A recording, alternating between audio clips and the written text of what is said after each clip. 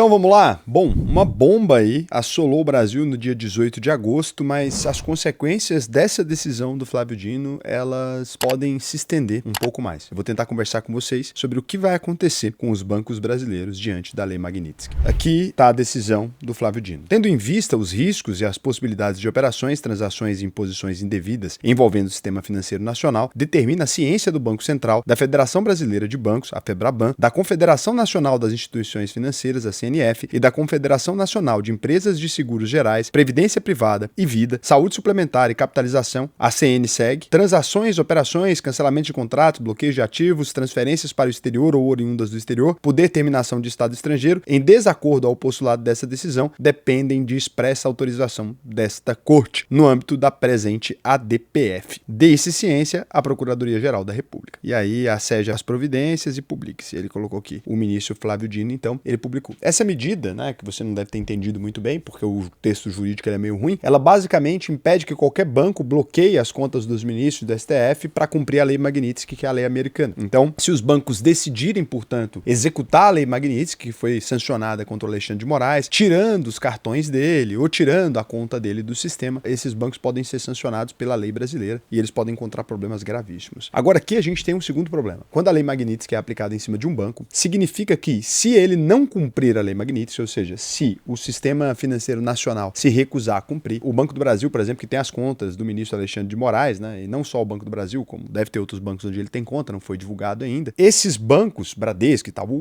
BTG Pactual e etc., esses bancos imediatamente, se eles desobedecerem a Lei Magnitsky, eles podem ter que pagar multas bilionárias. Existem alguns bancos no mundo que já ousaram enfrentar a Lei Magnitsky outras vezes, não diretamente se recusando a bloquear, né, mas que continuaram trabalhando ali. O BNP Paribas, que é o Banco da França, em 2014 ele teve que pagar 8,9 bilhões de dólares por admitir que processou transações ilegais de cerca de 30 bilhões de dólares com Cuba, Irã e Sudão entre 2004 e 2012. Além dessa multa recorde aí, que para vocês terem uma ideia, em valores atuais já corresponderia a boa parte do lucro dos maiores bancos do Brasil, né? Eles passariam a ter prejuízos, se você considerar que isso é 48 bilhões de reais. Além da multa recorde, o BNP recebeu uma pena de 5 anos de liberdade condicional para empresas, tendo que atuar sob intensa fiscalização de órgãos americanos e foi proibido de realizar determinadas operações em dólar. Foi o primeiro grande banco condenado criminalmente nos Estados Unidos. O HSBC do Reino Unido é outro caso. Em 2012, o banco britânico foi multado em mais de 1 bilhão de dólares por falhas sistêmicas em seus controles de compliance, essa área do banco que bloqueia essas contas e tal. Na verdade, é a parte jurídica ali do banco. Segundo os Estados Unidos, o banco permitiu tanto lavagem de dinheiro de cartéis de drogas, quanto também transações com os países que estavam sancionados ali pelo governo norte-americano, Irã, Líbia e Sudão. Esse acordo também incluiu um plano de monitoramento, os bancos ficaram vigiados por 5 anos e com reformas intensas. Aí se você pensa, Raul, mas será que eles conseguem fazer isso em qualquer parte, até num país que é mais soberano, assim, mais agressivo com essas coisas? Sim, o Commerzbank da Alemanha também teve que pagar 1,45 bilhão de dólares por processar transações em nome de entidades sancionadas pelos Estados Unidos, no Irã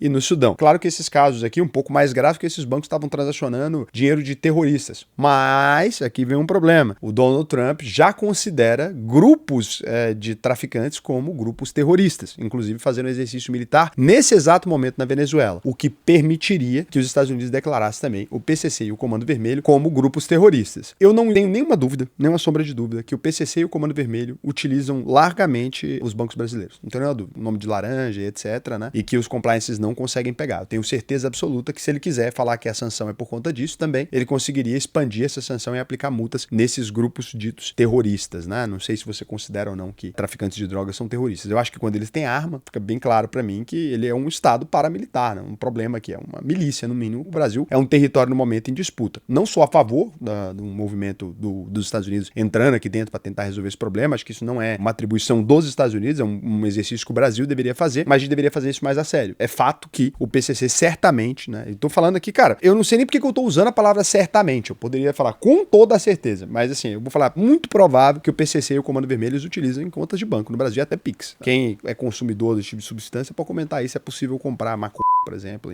no Pix, eu acredito que seja. Então, o Standard é outro banco também, né? Ele também sofreu um problema no Reino Unido e teve que pagar 1,1 bilhão também de dólares. Irão, Sudão e Síria. Mesmo esquema, Cuba e Mianmar. Negociaram com esses países. O ING Bank holandês também, 619 milhões. O Credit Suisse, 536 milhões em 2009. O Deutsche Bank, 258 milhões. Tudo problema com o Sudão, Líbia e tarará. Fica bem claro aqui pra gente, né? Claríssimo, claro como a luz do dia, que, obviamente, se os bancos brasileiros insistirem nessa ideia, eles serão sancionados. Quando o Flávio Dino publicou essa medida, os bancos imediatamente começaram a cair, né? Bradesco, por exemplo, já caiu 3,84% em relação ao preço de segunda-feira. Não ao preço mais alto, mas ao preço de segunda-feira, porque aqui tá 5 dias atrás, e aí você vai ver uma queda bem menor, porque tá pegando a sexta-feira que eles tinham subido. O Itaú Unibanco tá caindo também 3,86%. Banco do Brasil é o que mais tá caindo, porque o Alexandre de Moraes tem conta lá, 6,35%, recebe o salário do STF por lá. O Banco BTG Pactual tá caindo 6,27% também, porque o Esteves acabou aparecendo aí, aconselhando o Alexandre de Moraes em alguns pontos, ou seja, teve uma exposição ao nome do Esteves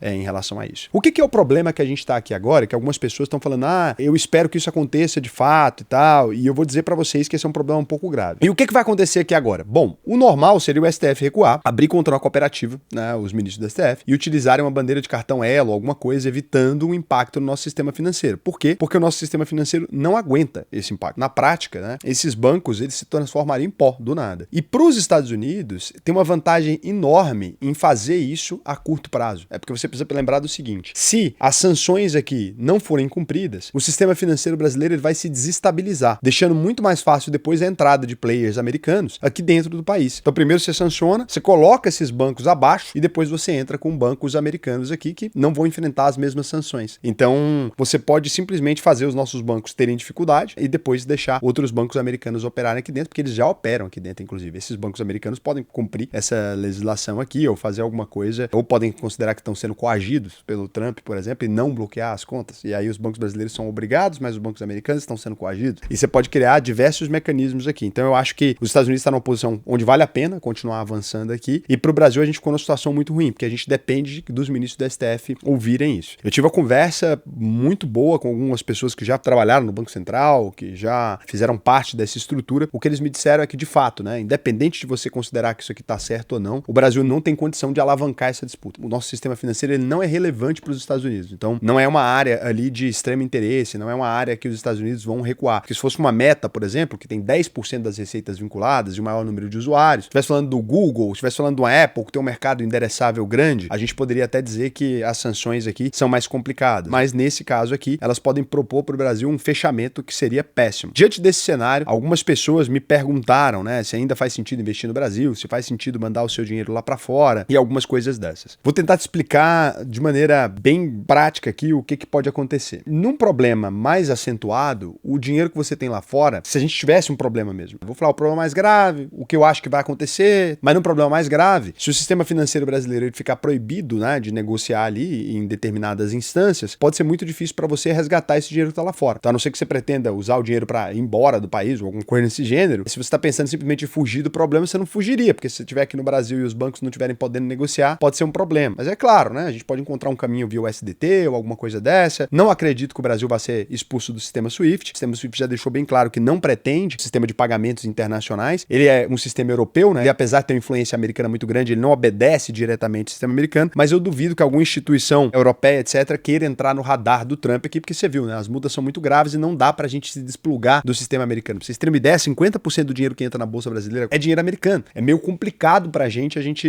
enfrentar esse problema. Então, o mais sensato aqui seria que os nossos ministros, eles compreendessem que não é viável essa disputa com o Donald Trump. Eles precisam entender aqui o que dá pra fazer. Porque não adianta discutir certo e errado num movimento que os Estados Unidos detêm todo o poder militar e detêm o poder financeiro também, né? Um grande centro financeiro. Raul, mas a gente não pode trucar, a gente não pode pedir bis, né? Não pode tentar ir para um modelo mais agressivo? Então, eu acho que no modelo mais agressivo a gente perde. Eu acho que esse é o ponto aqui mais importante. O que eu acho que deve acontecer? Bom, eu tenho a versão aqui que o Brasil nunca dá certo e nunca dá errado também. A gente lembra lá em 2012, o Brasil tava crescendo tudo, a gente parecia a China. Todo mundo falou, pô, agora o Brasil vai ir bem pra caramba. De repente, a gente percebe que, na prática, o Brasil acabou se afundando, né? A gente começou os processos de investigação, nossas empresas estavam envolvidas em corrupção e tal, arrebentou o Brasil aqui, a nossa economia acabou não conseguindo andar. Agora, também nunca fomos pro buraco. Normalmente, no momento em que o Brasil vai pro buraco também, o bom senso prevalece e a gente acaba salvando a gente do limite. Eu acho que que, muito provavelmente, o próprio STF ele não vai querer escalar esse problema a níveis mais alarmantes. Raul, mas o Xandão tá falando ali e tal. Cara, ele precisa falar mesmo, né? Não o Alexandre de Moraes, o ministro Flávio Dino, etc. Eles precisam falar ali que vão, tem que cumprir e tal. Vamos ver como fica a reação de fato se chegar nesse momento, porque eles teriam que enfrentar uma pressão um pouco mais forte do setor produtivo brasileiro, né?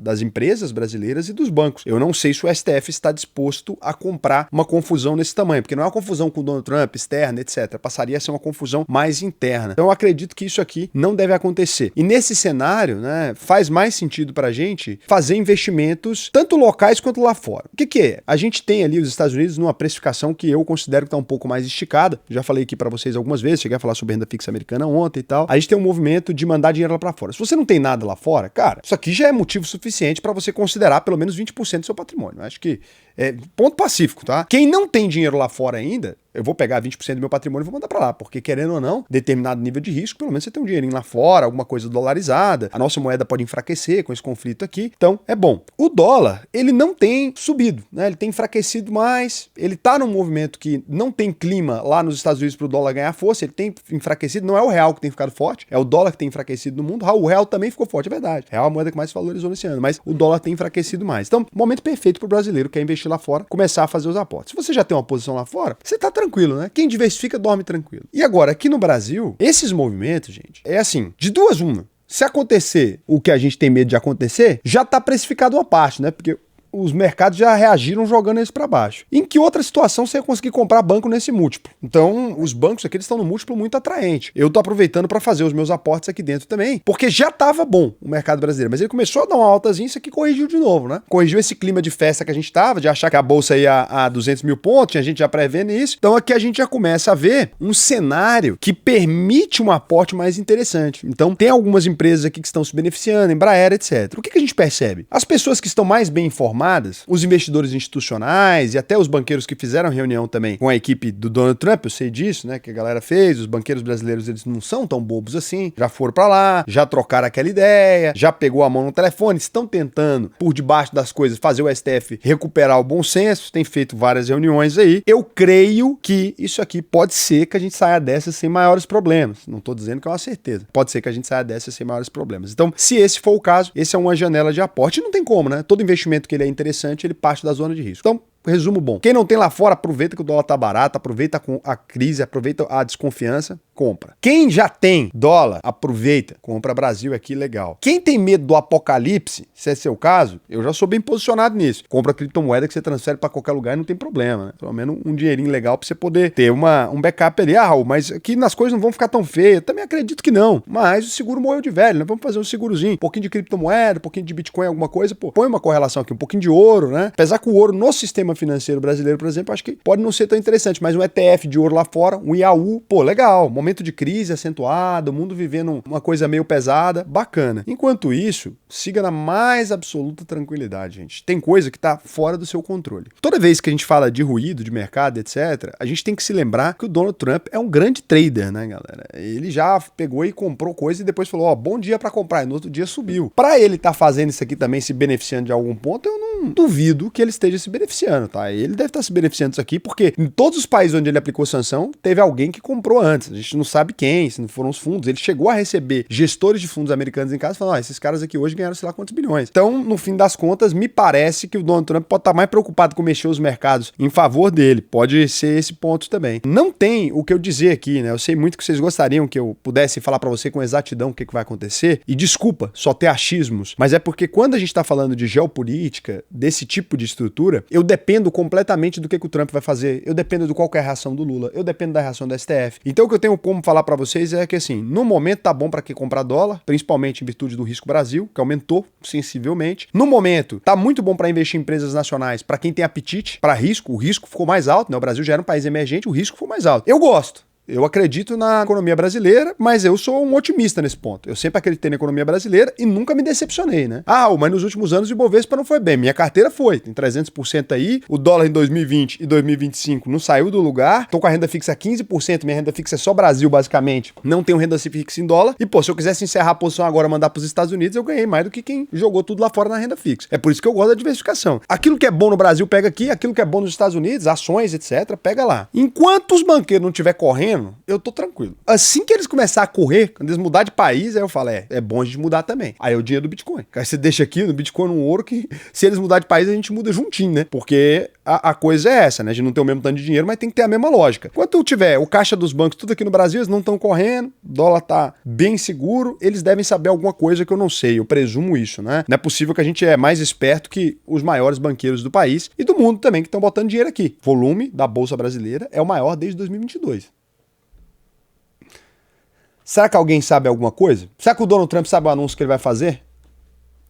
E quando ele vai fazer? Fica aí a informação. Se tivesse apocalíptico desse jeito, ele não deveria estar avisando para não investir nos Estados Unidos, para não investir no Brasil, para os banqueiros amigos dele, para os bilionários que ele recebeu em casa, gestor de fundo? Por que eles estão mandando dinheiro para o Brasil se o Donald Trump está perseguindo o Brasil? Fica aí a pergunta, Donald Trump. Se o Brasil está no nabo, por que vocês estão mandando dinheiro para cá? Se a gente vai se lascar... Você tá fazendo exercício militar na costa da Venezuela, mexendo com a América do Sul, falando que vai declarar grupo terrorista, por que vocês estão mandando dinheiro pra cá? Fica aí a pergunta, eu quero entender só essa. Então, enquanto eu não entender, eu vou fazer como os amigos do Donald Trump. Vou investir um pouquinho no Brasil. Então vamos lá. Se você quiser aprender a fazer suas análises por conta própria, para não ficar dependendo de informação, porque é muito ruído. Eu sei que vai ter um monte de gente falando que o mundo vai acabar e tal, e tá tudo bem. Esses caras falavam a mesma coisa em 2020, tá? Vou te dizer. Os canais deles todos tinham morrido, porque o mundo ia acabar em 2020, não acabou. Eu ganhei mais dinheiro que todo mundo. Quem fez a UVP comenta aí também, que a gente tudo ganhou dinheiro. E agora a gente deve ganhar dinheiro de novo. Porque quando o mundo acaba, a gente morre. Se os Estados Unidos vai jogar uma bomba aqui mesmo, eu vou morrer. Não tem preocupação com isso, né? O dinheiro que eu vou perder, não vou perder. E se não vai jogar a bomba, vai recuperar. É porque eu tenho tempo, tô com 30 anos ainda, até 60 eu tô tranquilo. Nunca vivi momento de vento em popa no Brasil, né? Tô com 30 anos de idade, desde que eu nasci, estão falando que o país tá com crise. E eu cada ano mais rico. Então, é isso. alvp.com.br, clica no botão faça sua análise de perfil, preenche o questionário pra gente aqui, preenche cada perguntinha, que eu vou te ensinar a investir no Brasil e no mundo todo. E além de te ensinar, eu vou te dar acesso a uma plataforma exclusiva de investimento com títulos muito bons, melhores do que a média de mercado, tem renda fixa ali pagando até 18, 19, coisa muito interessante, tem CRI CRA isento pagando 13, 14, que dá o equivalente a 17, 18 em CDB. Cara, sai de banquinho digital, sai dessas porcarias, vem investir do jeito certo, alavanca isso. Seu conhecimentozinho de CDB dá pra levar pra outro lugar, dá pra passar de nível, né? Tudo bem, tem essa fase, todo mundo tem essa fase de descobrir os investimentos, mas agora vamos evoluir pra outro caminho. Deixa a galera do Apocalipse tranquilo e vambora. Deixa eu ver se vocês fizeram alguma pergunta aí. Entra aí que tem turma começando por agora, inclusive, tá? É turma que começa aí nos próximos, se não me engano, 9 dias. Então, é por agora mesmo. E lembrando, se você não aprender a investir, a UVP devolve 100% do seu dinheiro, tá bom? Fábio Mori, bom dia. Recebi a notícia que o bebê vai desobedecer a lei Magnitsky. Quero mudar minhas contas para outro banco. Qual é mais recomendado? Abre sua conta na plataforma da UVP. Entra no curso, abre só para alunos, né? Se ela fosse aberta para todo mundo, seria diferente, hein? Imagina um bancão, a UVP, banco a UVP. Quem sabe um dia. Eu acho que chega. Eu acho que a gente chega. Por que não fala mais do Banco Master? Falar o quê? O Banco Master tá pedindo mais dinheiro para FGC e tal. Não tem muito o que eu falar. Eu falei na época que era notícia. Pessoal, eu falo sobre aquilo que dá clique. Eu vou falar aqui do Banco Master se ninguém quer saber do Banco Master agora? Posso falar. O que você quer que eu fale? O Banco Master tá mal das pernas, que a gente vai ter que usar o FGC se ele quebrar. Já falei. É isso. Não tem mais o que falar. Não teve atualização nenhuma. Às vezes vocês sentem assim, tem alguma coisa que o Raul não pode falar. Ontem tinha um cara comentando, você vai falar dos bancos ou você não pode? Claro que eu posso falar do que eu quiser. Às vezes não é que eu não posso, gente, é que eu não quero. Tem coisa, por exemplo, tem problema que eu não quero entrar. Você vai falar assim, mas você não quer criticar o Xandão? Eu não. Vai que ele começa a me criticar também, né? E as críticas dele chegam em formato de carta que é perigosa. É umas cartas que é perigo. Eu vou ficar falando do Xandão? Aquele cabelo lindo, penteado forte. Não vou, cara. Ei, Xandão é nosso rei. É isso, Xandão. Beijo pra mim.